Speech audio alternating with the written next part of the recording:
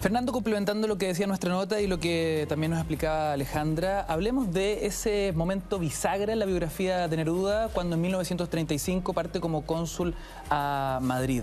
Es un momento donde el poeta tiene que definirse política e ideológicamente y le entra con todo. ¿Es el momento en que empezamos a conocer un Neruda como nunca antes? Sí, lo que ocurre ahí es que viene de Buenos Aires, ¿no es cierto?, donde había conocido a Federico García Lorca, y cuando llega a Madrid el año 34 a hacerse cargo del consulado porque habían echado a Gabriela Mistral, porque se había publicado una carta que había escrito contra los españoles, que bueno, pero eso es otro cuento. Neruda entra en el grupo de García Lorca y conoce a Alberti, conoce a toda esa gama de poetas impresionante que hubo en ese momento, y conoce a Delia del Carril también. Entonces se separa de María Antonieta Guenar, que era su primera mujer, holandesa, y empieza a vivir con Delia del Carril, que fue una persona que era 20 años mayor que él, pero que le dio una fuerza y una seguridad muy grande.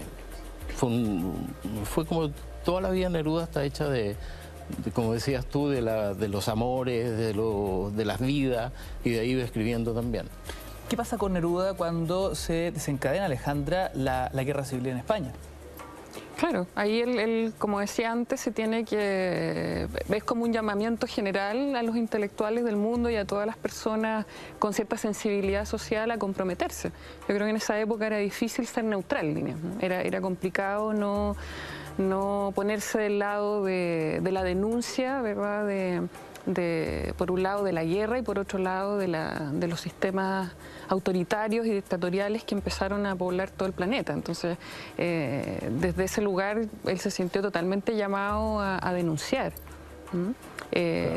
Perdona, pero en la práctica tuvo que irse el año 36, a París.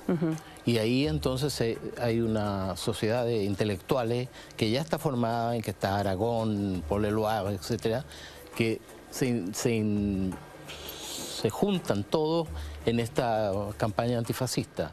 Y ahí Neruda toma una preponderancia, empieza su preponderancia mundial. Hasta el porque minuto él Neruda... toma como chileno, digamos, poeta chileno y reconocido por sus pares y muy querido también por todos los poetas, se convierte en una figura muy importante. Hasta el minuto Neruda no había manifestado ninguna posición política clara, mediáticamente reconocible. No, más bien hay algunas ideas de cuando estaba en Rangún, etcétera, de que tenía más bien una posición anarquista.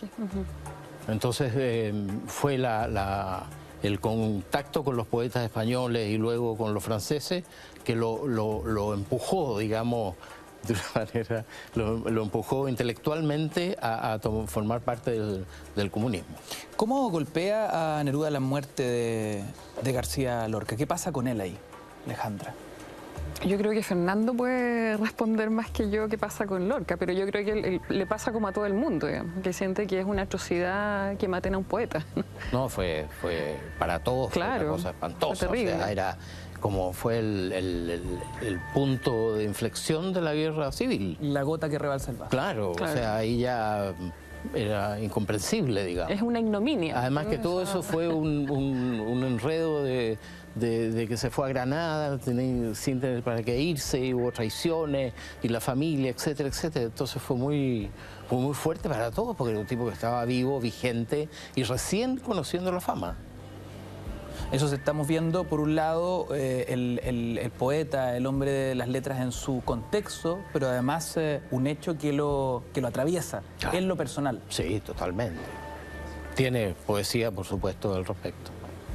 Además que él, lo que pasa es que él, con muchos intelectuales europeos, como decía Fernando, lee que lo que está pasando en España es el comienzo del fascismo.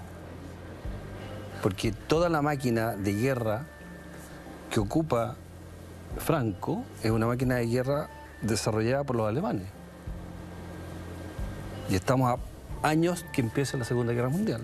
Claro, pero es una arremetida al humanismo. Entonces los poetas en particular, sobre todo aquellos conectados con las vanguardias de principios de siglo, ¿verdad? O sea, como esta triada entre anarquismo, surrealismo, ¿no?, y luego comunismo, es casi a veces una una deriva natural, ¿no? del compromiso, de la posición que se ocupaba frente a estas fuerzas que estaban minando las bases de lo humano. Digamos. Esto es interesante. Alejandra, ¿qué significa el franquismo, en definitiva, en un contexto de historia universal? Ese periodo histórico en España, ¿cómo lo podemos retratar hoy día? Claro, es que es una oleada de movimientos que oscilan entre, ¿verdad?, los llamados frentes populares, que es lo mismo que pasó aquí en Chile. Estas alianzas a veces que hoy día parecerían un poco absurdas o inconducentes, ¿verdad?, entre los extremos, izquierdas y derechas, pero son las búsquedas también frente a los vacíos, ¿verdad?, que presenta, como dijo Freud en algún momento, el malestar de la cultura. O sea, hay un malestar después de la Primera Guerra Mundial y hay movimientos y hay transformaciones sociales profundas en Europa y también en América Latina de búsquedas, ¿no?, de búsquedas de referentes políticos, de referentes culturales, y el fascismo es uno más. O sea, hay muchos que fueron admiradores, ¿no?, de las teorías del nacionalsocialismo en sus primeras versiones, y que luego, ¿cierto?, derivaron a posiciones más críticas cuando los regímenes fascistas se consolidaron. Y Franco para el mundo latinoamericano fue muy clave porque produjo rupturas, o sea, adhesiones o rechazo, imitadores, por supuesto, ¿no? Entonces hasta hace muy poco, ¿no?, admiradores, y por supuesto también sus modelos de gobierno, ¿no?, sobre todo sus políticas culturales, que no fueron los únicos. O sea, Lorca es como lo decía yo, claro, el símbolo, pero obviamente que la persecución a cualquier tipo de postura, ¿verdad?, más crítica desde el ámbito cultural fue eliminada.